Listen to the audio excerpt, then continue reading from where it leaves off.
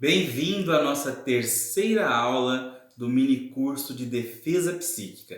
Eu sou Wesley Faim e hoje abordarei as obsessões espirituais em seus vários tipos e, claro, mais algumas dicas para você já ir se protegendo e tirando as urucubacas que possa ter pego por aí.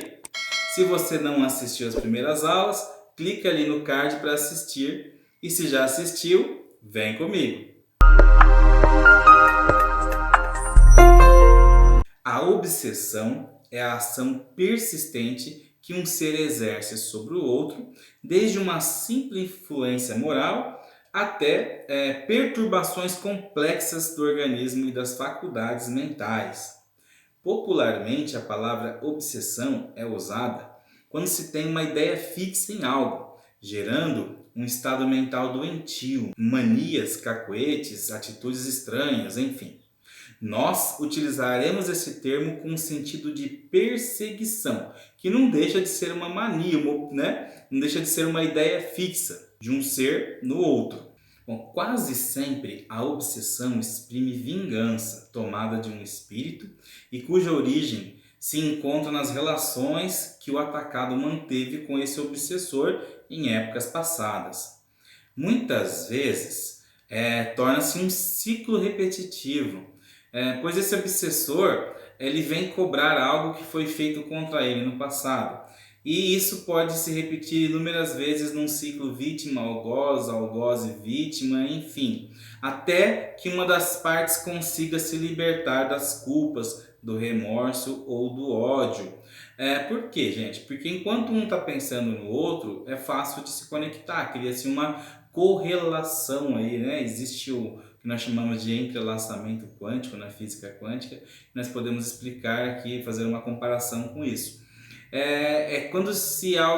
Quando alguém foca em algo específico, você faz uma correlação quântica, então você acaba unindo e atraindo aquilo para a sua vida. Resumindo, podemos dizer que a obsessão ela acontece toda vez que alguém, ou encarnado ou desencarnado, exerce uma atuação mental negativa por um motivo qualquer, através ou de uma simples sugestão, ou de uma indução ou coação, com o objetivo de domínio sobre o outro. O grande problema é que normalmente um ataque obsessivo é realizado de maneira muito sutil. Então ele torna-se difícil de perceber e geralmente leva a pessoa avisada a procedimentos dos quais ela se arrependerá no futuro, já que elas vão se tornar marionetes desses ataques obsessores. Às vezes elas ficam até destituídas de vontade própria. Essas entidades elas podem usar das nossas fraquezas, inserindo programas por meio de chips ou implantes astrais em nosso inconsciente, em nossos corpos. Nosso corpo astral, nosso corpo mental inferior, pois sabem que agimos sempre de acordo com as nossas crenças implantadas, podendo expressar-se em irritação, mau humor, ira, maledicência, assim como crenças limitantes. Eu não mereço, eu não posso, eu sou incapaz, enfim. Todos esses podem ser programas tanto de emoções quanto programas de crenças implantadas por essas entidades do astral inferior. E como tudo na vida pode ser simplificado ou complicado ainda mais, esses ataques obsessivos podem ser de diferentes formas. Por exemplo, ataque de encarnado para encarnado.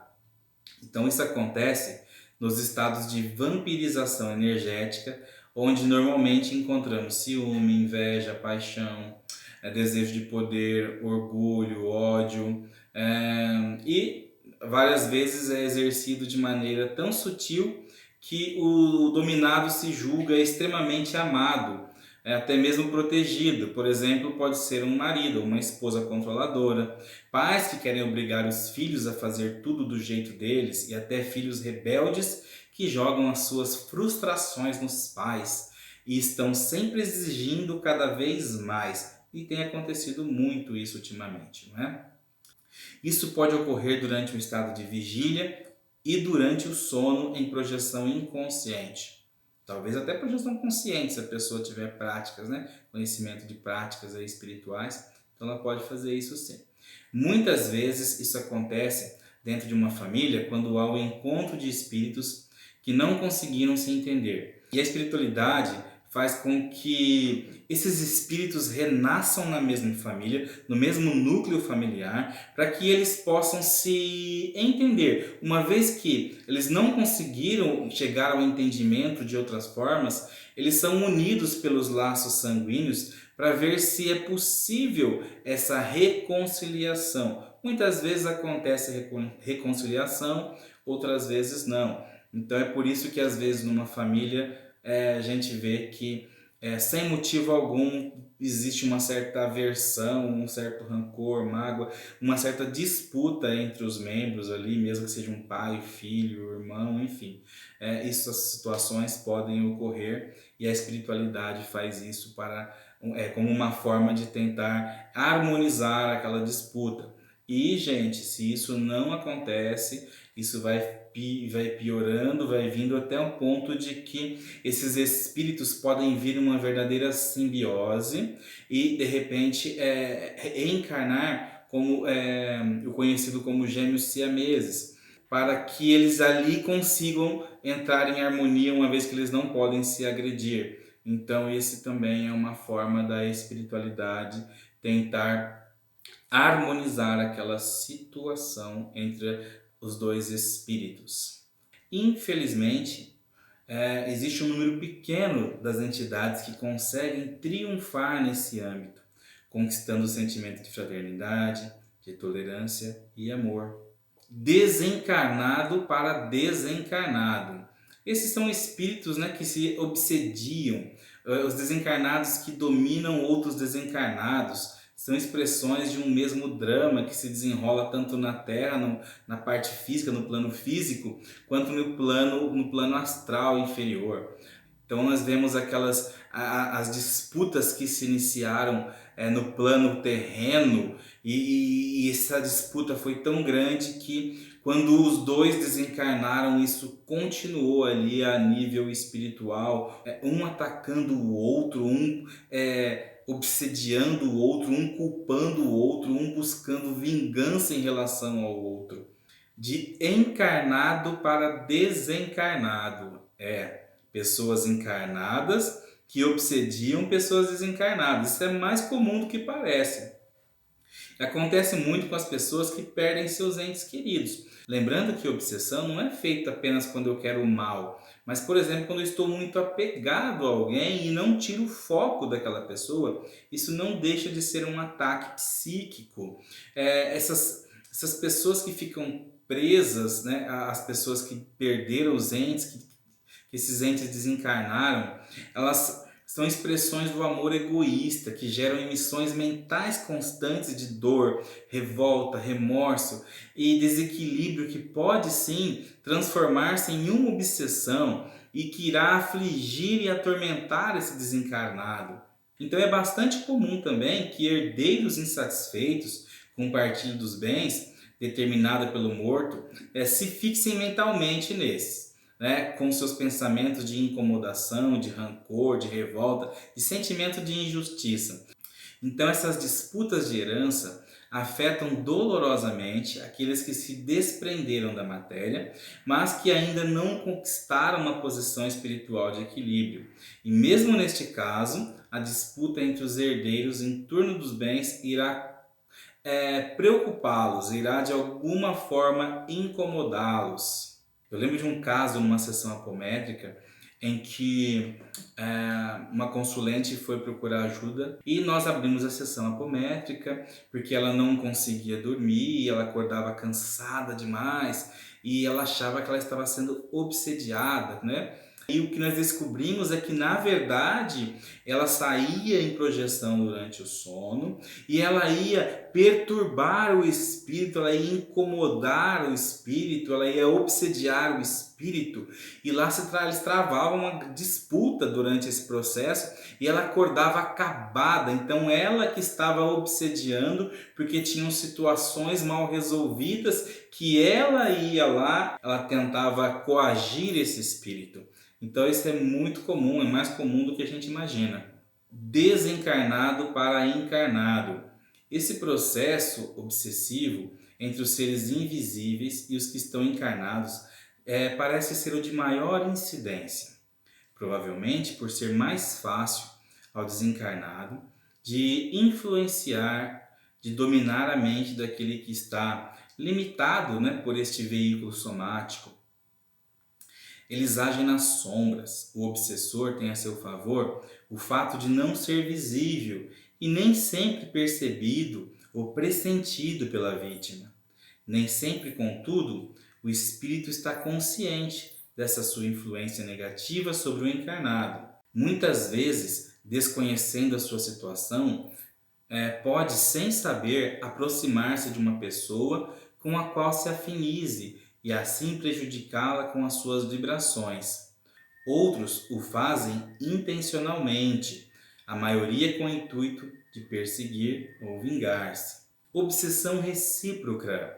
A obsessão pode assumir ainda, em qualquer das suas expressões até agora mencionada, a característica de obsessão recíproca, ou seja, qualquer das obsessões que nós colocamos lá podem ser feitas mutualmente, não apenas de um para com o outro, mas de ambos, um atacando o outro. Essa característica de reciprocidade transforma-se numa verdadeira simbiose quando dois seres passam a viver em regime de comunhão de pensamentos e vibrações. Isto ocorre até mesmo entre os encarnados que se unem através do amor desequilibrado que tornam os seres totalmente cegos a quaisquer outros acontecimentos e interesses, fechando-se ambos no egoísmo a dois, altamente perturbador.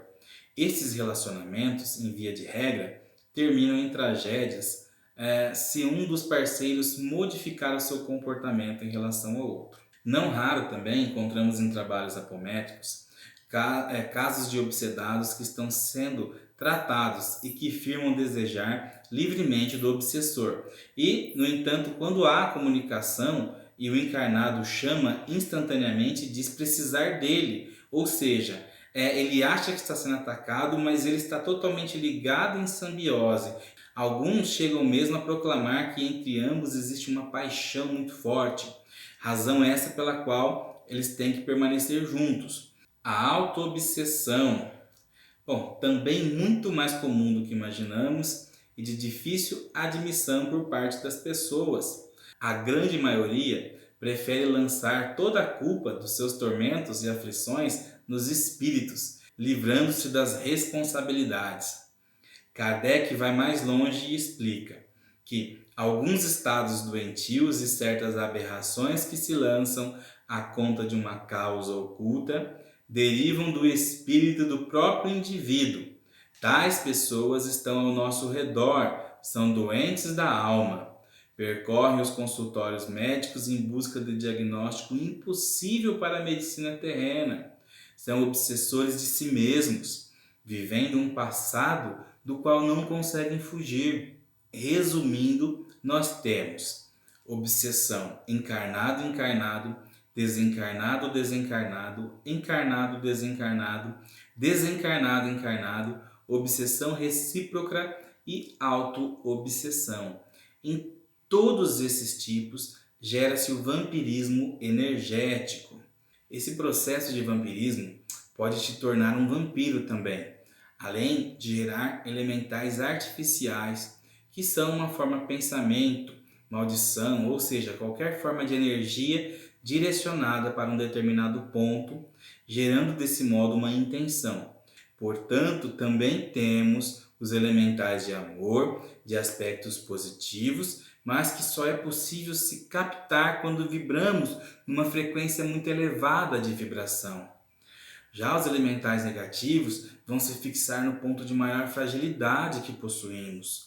Um dos locais mais comum é a região da coluna, seja na lombar ou na dorsal, exatamente pelos pontos de sucção de energia vital da coluna ou dos centros de energia, lembra dos nossos chakras. A região da nuca também é muito visada.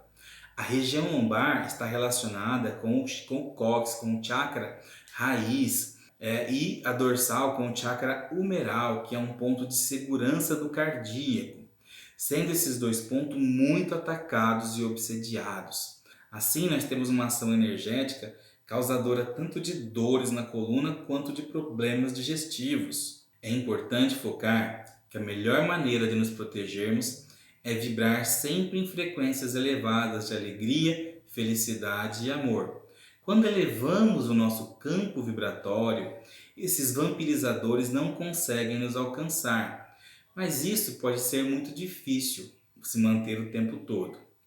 Agora, para ajudar a manter a nossa vibração elevada, podemos utilizar de cristais como o quartzo rosa, que vai trabalhar o nosso amor incondicional, ou a ametista, que vai ajudar na transmutação das energias negativas. Lembra?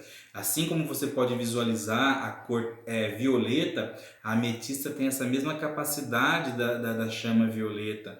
Então ela também vai transmutar. Podemos utilizar a ametista como pedra de transmutação, deixar pelos cantos da casa. Ela vai limpar as energias negativas.